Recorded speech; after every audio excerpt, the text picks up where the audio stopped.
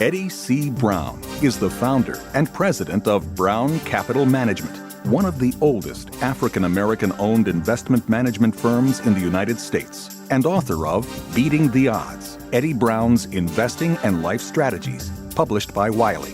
In this 10-episode podcast series titled Beating the Odds, an interview with Eddie Brown, Mr. Brown sits down with Deborah Owens, wealth coach, author, and radio host, to discuss life lessons, educational values, personal and career philosophies, financial ingenuity, and giving back. In this podcast episode, Eddie Brown discusses the influence that his environment and family had on his educational journey. Join us as we hear about some pivotal life moments which charted his eventual path. That's interesting. You mentioned your grandmother and your mother leaving home at 15. Can you share a little bit about your grandmother and how you feel she really influenced your foundational years, certainly, and how you reflect on the influence that she had on you as you went on in your career? Yeah, it was my grandmother, but also my grandfather. They were both common laborers. My grandmother, as I said, in these large nurseries, plant growing.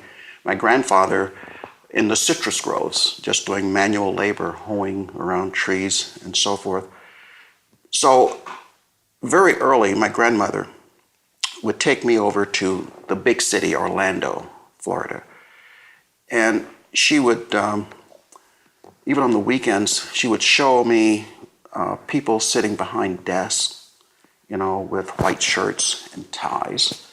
And she said, if you stay in school and if you do well, you too can sit behind a desk and wear a white shirt and tie and not be out in the fields like we are.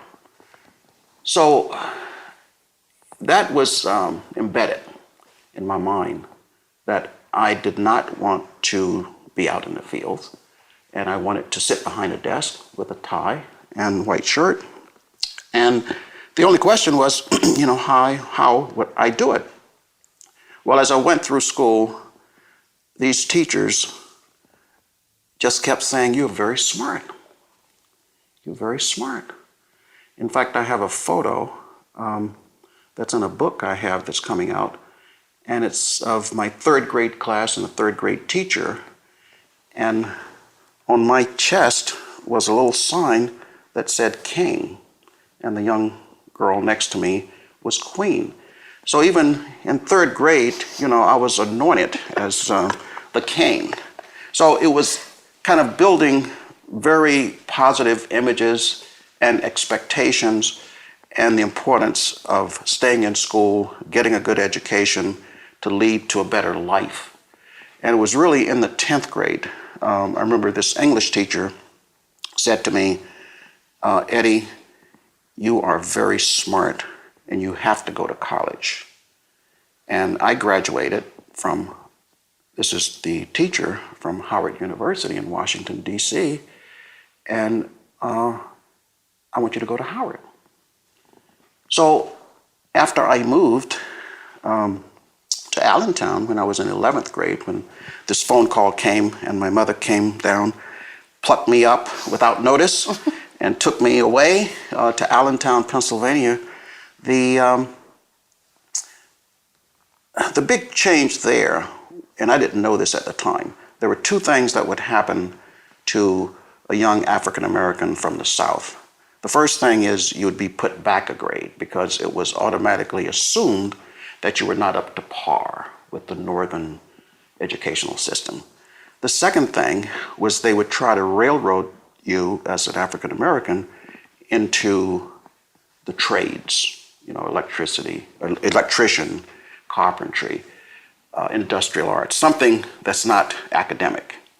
Well, when that happened, fortunately, my mother, who didn't get out of middle school, she had enough sense to know that if I was not in a college preparatory track, how am I going to go to college? And if I was put back a grade, I was at the top of my class consistently through the 10 years of schooling in Florida. Again, how was I going to be on track to go to college? So she fought the system, school system, and fortunately, I was not put back a grade, and I was put into college prep.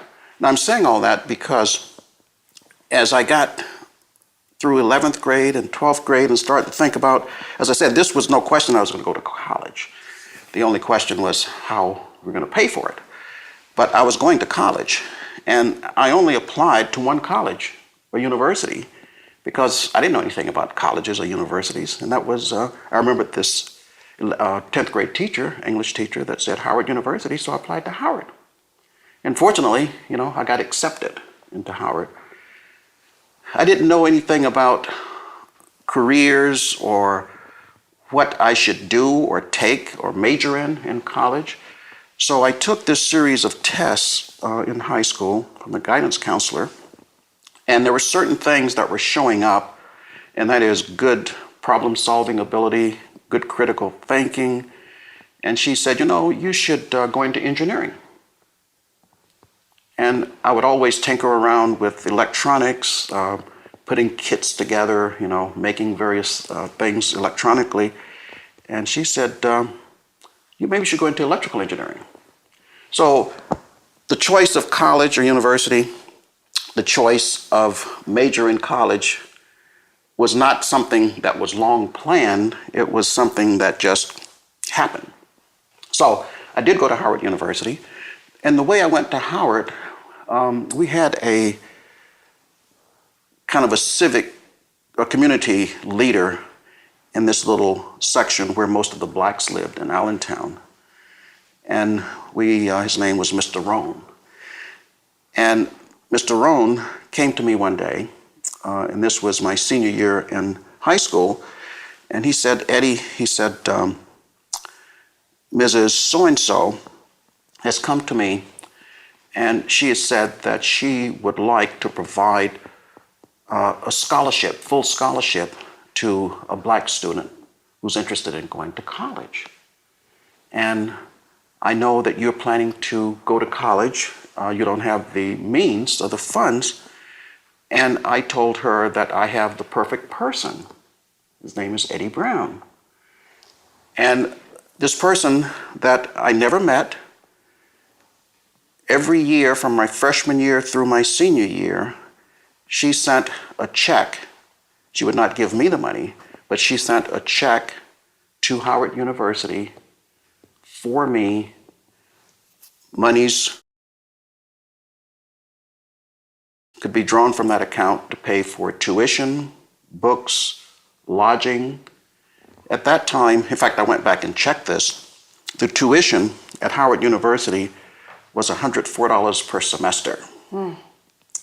She put in $1,000 every year, so I had monies to pay full tuition, meals, room and board, everything for the full 4 years. So you're talking about, paths, forks, lucky breaks.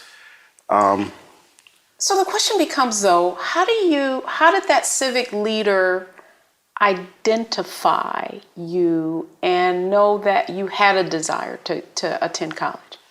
That's a good question. And if you think about, you wouldn't know this, but my graduating class at Allentown High School, I think there were 753 students. So it was a very large high school.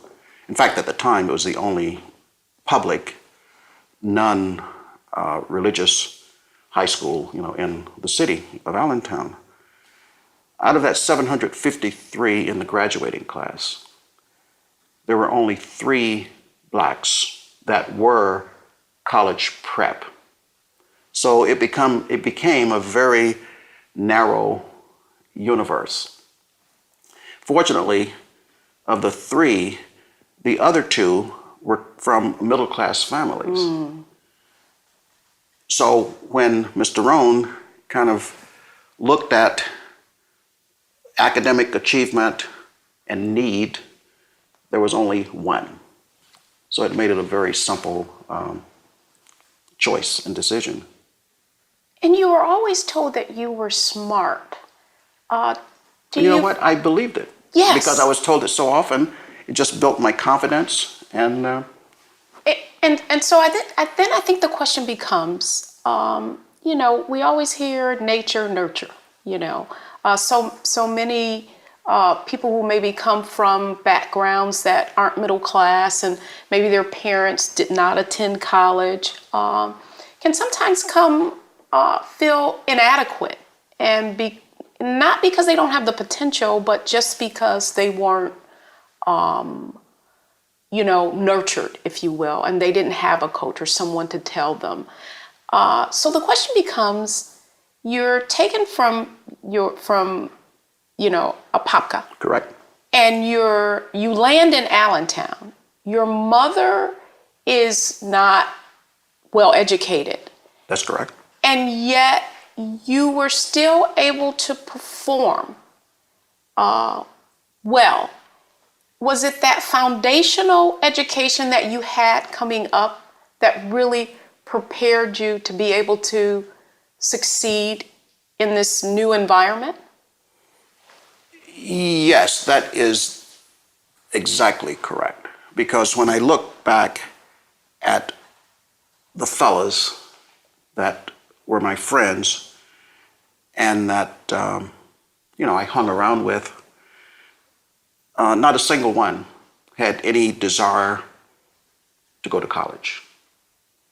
So it was not the people that were my friends and that I hung around with. For example, all through high school, well, I came to Allentown, as I said, in 11th grade, so in high school, I became friends with these fellas, and we formed a singing group. And we used to sing on the street corner. The problem was I, could read music, but I could not play, without music. And of course, one guy could do the drums, and they wanted me to play the sax and sing, but I couldn't just play, without the music on the street corner. But I did become a member of the Cool Tones. And the lead singer of that group went on to form or reconstitute a group after I'd gone on to college. And they ended up with 2 gold records. And the group was called Jay and the Techniques. And their first gold record was Apple Peaches Pumpkin Pie. And the second gold record was Keep the Ball Rolling. And Jay's group was one of the in the early 60s, was one of the first integrated groups in the United States. And he was smart enough, to put together behind him a white band. The musicians were white. And a fella who was part of our singing group later reconstituted, nicknamed Lucky, African American. So the 2 singers were basically African American, but they had a white band. So therefore, they got onto the Dick Clark, bandstand and Ed Sullivan show, and they were kind of a big deal back in that time. Jay and the Techniques. But so none of my friends went to college, had no interest in college. So it was kind of that early upbringing, image, nurturing. It was no question, that was my goal, and I was determined one way or another to go to college and get a good education so I could sit behind that desk with white shirt and tie. So that was in my brain. Yeah, your grandmother and your grandfather raised you your early years, and your grandmother passed. That's correct. And I wonder how difficult was that for you in your ability to still hold on to what were clearly her dreams for you? Yeah, it was totally unexpected. My grandmother had never been